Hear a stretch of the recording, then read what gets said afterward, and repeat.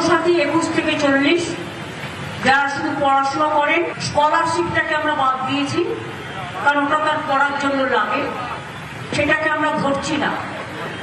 বাদ বাকি অন্য কোনো স্কিম না পেয়ে থাকলে তারা সকলেই, আমরা বলেছিলাম 1 এপ্রিল থেকে টাকাটা তাদের অ্যাকাউন্টে যাবে। কিন্তু কালকে আন্তর্জাতিক মহিলা দিবস আছে, তার উপহার হিসেবে আমরা 1 এপ্রিলটা একটু চেঞ্জ করে আজ থেকেই তাদের অ্যাকাউন্টে টাকা যাবে। অর্থাৎ আপনারা শুনলেন, আমাদের মুখ্যমন্ত্রী বললেন এপ্রিল থেকে নয়, মার্চ থেকেই কিন্তু টাকা পাওয়া শুরু হয়ে যাবে বাংলার যুবসাথীর।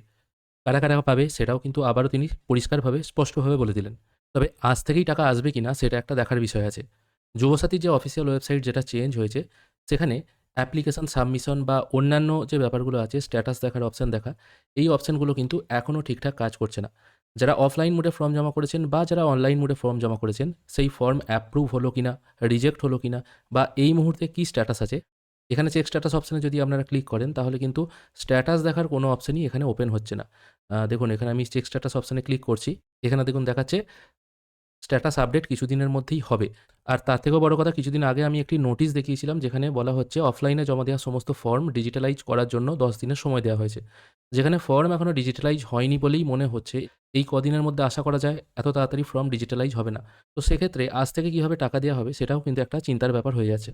তবে যারা অনলাইনে ফর্ম জমা করেছে তাদেরগুলো যদি আগে অ্যাপ্রুভ হয়, যারা অফলাইনে জমা করেছে তাদের পরে, মানে দেখুন অফলাইনের ফর্মগুলো সেগুলো ডিজিটাইজ হবে, তারপর তো ভেরিফাইয়ের ব্যাপার আছে। কিন্তু অনলাইনেরগুলো অলরেডি ডিজিটাইজ হয়ে গেছে, সেগুলো শুধুমাত্র ভেরিফিকেশন পর্যায়ে যাবে, তারপর হয়তো অ্যাপ্রুভ বা রিজেক্ট হবে। দেখা যাক কী হয়। আজকে তো সারাদিনটা সময় আছে, এখন জাস্ট দুপুর। তো রাত্রির হলে যদি কোনো আপডেট আসে তাহলে আমরা নিশ্চয়ই জানিয়ে দেবো।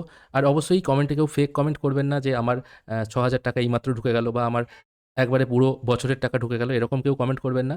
যদি কারুর টাকা ঢোকে তাহলে অবশ্যই তিনি কমেন্ট করে জানাবেন তার টাকা ঢুকেছে কিনা। এই ছোট্ট আপডেটটুকুই আপনাদেরকে দেওয়া ছিল। ভিডিও যদি ভালো লেগে থাকে অবশ্যই একটি লাইক করবেন। ভিডিও দেখার জন্য অসংখ্য ধন্যবাদ। ভালো থাকবেন।